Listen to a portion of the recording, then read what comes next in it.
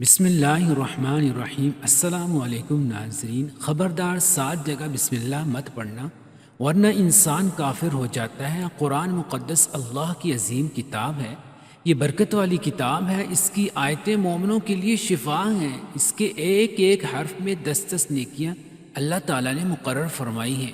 قرآن مقدس دنیا اور آخرت کی پریشانیوں کا علاج ہے، قرآن مقدس رحمتوں کا خزانہ ہے، لیکن اس عظیم رحمت والے خزانے سے مالا مال ہونا ہو تو پہلے سچے دل سے بسم اللہ الرحمن الرحیم پڑھو، پھر اس خزانے کو کھولو اور زیادہ سے زیادہ اللہ کی رحمتوں کو حاصل کرو۔ جب قرآن مقدس جیسی عظیم کتاب بغیر بسم اللہ الرحمن الرحیم کے نہیں کھلتی تو دوسرے جائز کام کی برکتیں بغیر بسم اللہ الرحمن الرحیم کے کیسے حاصل ہو سکتی ہیں؟ حضرت عثمان بن عفان رضی اللہ عنہ نے رسول اللہ صلی اللہ علیہ وسلم سے بسم اللہ کی نسبت سوال کیا۔ آپ نے فرمایا یہ اللہ تعالیٰ کا نام ہے، اللہ تعالیٰ کے بڑے ناموں اور اس میں اس قدر نزدیکی ہے جیسے آنکھ کی سیاہی اور سفیدی میں۔ جابر رضی اللہ عنہ فرماتے ہیں جب یہ آیت بسم اللہ الرحمن الرحیم اتری، بادل مشرق کی طرف چھٹ گئے، ہوائیں ساکن ہو گئیں، سمندر ٹھہر گیا، جانوروں نے کان لگا لیے، شیاطین پر آسمان سے شعلے گرے اور پروردگار عالم نے اپنی عزت و جلال کی قسم کھا کر فرمایا کہ جس چیز پر میرا یہ نام لیا جائے اس میں ضرور برکت ہوگی۔ ابن مسعود رضی اللہ عنہ فرماتے ہیں جہنم کے 19 داروغوں سے جو بچنا چاہے وہ بسم اللہ الرحمن الرحیم پڑھے، اس کے بھی 19 حروف ہیں، ہر حرف ہر فرشتے سے بچاؤ بن جائے گا۔ لیکن کچھ ایسی جگہیں جہاں پر بسم اللہ الرحمن الرحیم پڑھنا حرام ہے، جائز ہی نہیں ہے، ہر انسان جہاں چاہتا ہے پڑھ لیتا ہے۔ کچھ لوگوں کی ایسی عادت بن جاتی ہے کہ وہ ہر کام کرنے سے پہلے ایک دم بسم اللہ الرحمن الرحیم پڑھتے ہیں، تو کچھ ایسی بھی جگہ ہیں جہاں یہ بسم اللہ ہمیں نہیں پڑھنا ہے، جہاں پر بسم اللہ انسان اگر پڑھے گا تو وہ گناہگار ہوگا۔ بسم اللہ کا پڑھنا ایسی جگہوں پر، ایسے مقامات پر جائز ہی نہیں ہے۔ یہ سمجھ لیجئے کہ کون سے مقامات پر بسم اللہ پڑھنا چاہیے، کن مقامات پر بسم اللہ نہیں پڑھنا چاہیے۔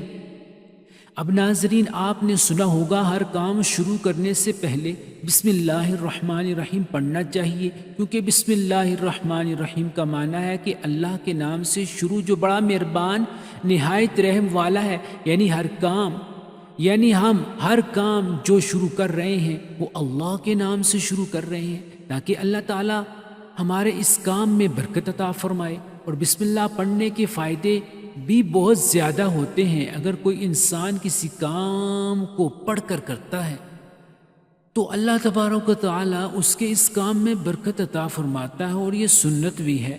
حضور صلی اللہ علیہ وسلم نے بہت سارے مقامات پر ہمیں بسم اللہ الرحمن الرحیم پڑھنے کی تاکید فرمائی ہے، اور حضور صلی اللہ علیہ وسلم نے بسم اللہ الرحمن الرحیم پڑھنے کا حکم دیا ہے۔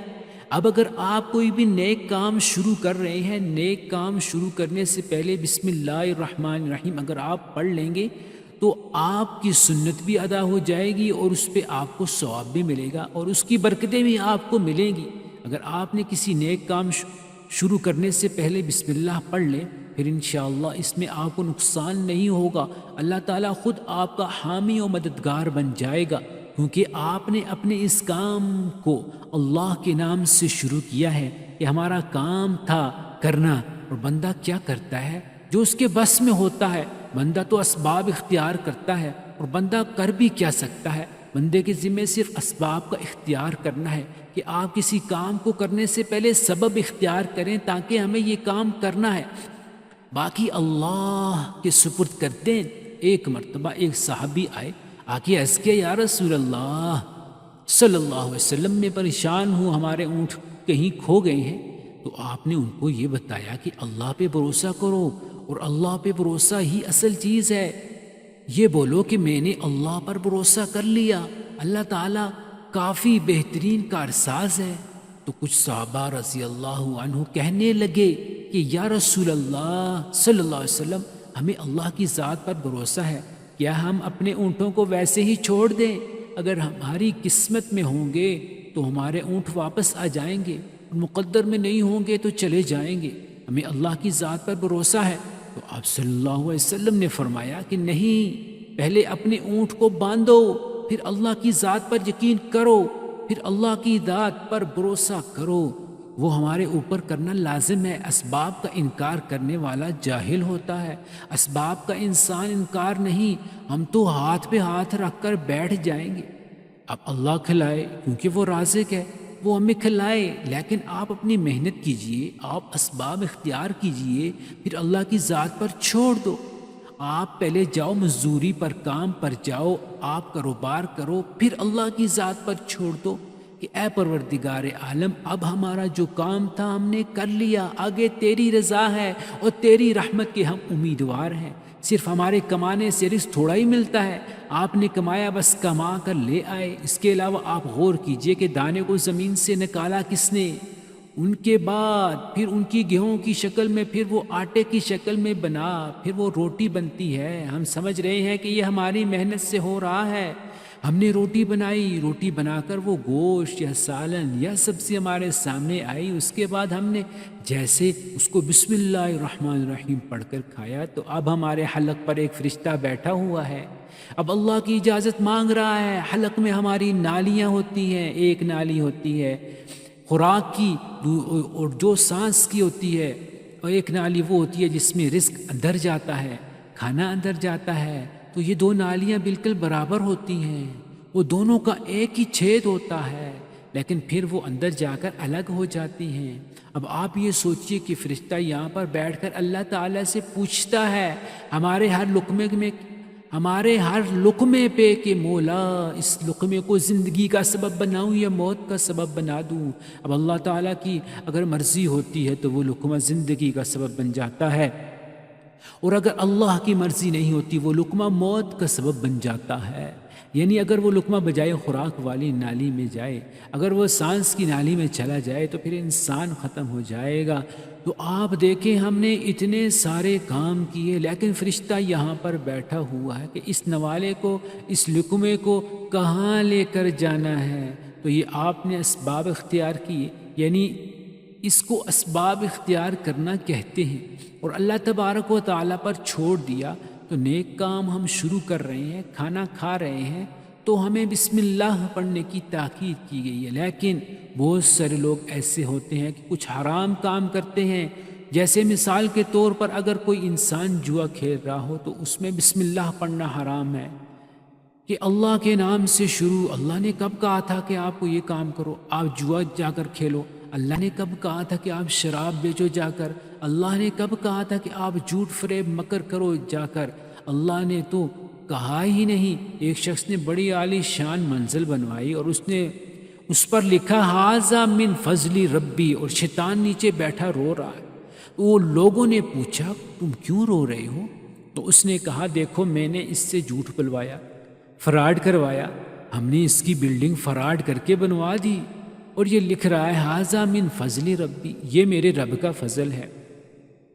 اللہ نے کہاں کہا تھا کہ جھوٹ بول کر کمانا؟ اللہ نے کہاں کہا تھا ڈونگ کرنا؟ اللہ نے کہاں کہا تھا فراڈ کرنا؟ تو مقصد صرف یہ ہے کہ شیطان تو ہر طرح سے انسان کو بہکاتا ہے، تو اس لیے حرام کاموں سے پہلے بسم اللہ ہرگز نہیں پڑھنا۔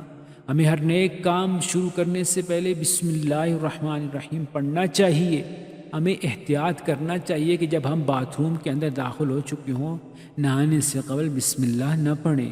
باتھ روم میں جانے سے پہلے ہم بسم اللہ الرحمن الرحیم پڑھیں، اور باتھ روم کے نکلنے کے بعد جب کپڑے پہنیں تو پھر بسم اللہ الرحمن الرحیم پڑھیں۔ اور کوئی انسان کاروبار کرتا ہے، اب اس نے جھوٹ بولا اور پھر اس کے بعد پیسے لیتے وقت بسم اللہ الرحمن الرحیم پڑھی۔ ایسی جگہوں پر جہاں پر حرام کام کوئی بندہ کرتا ہے تو وہاں پر بسم اللہ الرحمن الرحیم نہیں پڑھتا، کیونکہ اللہ تبارک و تعالیٰ نے آپ کو دنیا میں چھوٹ دے رکھی ہے کہ جیسا کرو گے ویسا برو گے۔ اللہ سب کو دیکھ رہا ہے کہ کون کیا کر رہا ہے، تو جو کچھ ہم کر رہے ہیں صحیح ہے یا غلط، اس کے بعد پھر لوگ کہتے ہیں کہ یہ تو اللہ کی مرضی ہے، لیکن یاد رکھنا یہ اللہ کی مرضی نہیں، اللہ کی اجازت ہے۔ اللہ نے آپ کو اجازت دی ہوئی ہے، بس اللہ نے چھوٹ دی ہوئی ہے کہ کر لو دنیا میں جیسے کرنا ہے۔ اللہ ظالم کو ڈھیل دیتا ہے لیکن جب پکڑتا ہے تو چھوڑتا نہیں ہے۔ اللہ کی پکڑ بڑی سخت ہے، تو دنیا میں اللہ دیکھ رہا ہے لیکن یہ مرضی نہیں ہے اللہ کی آپ گناہ کرو۔ اللہ نے بس اجازت دی ہوئی ہے کہ آپ کر لو، دیکھیں کتنا کرو گے۔ ایک دن آؤ گے میرے پاس، جب آؤ گے تب ہم فیصلہ کریں گے۔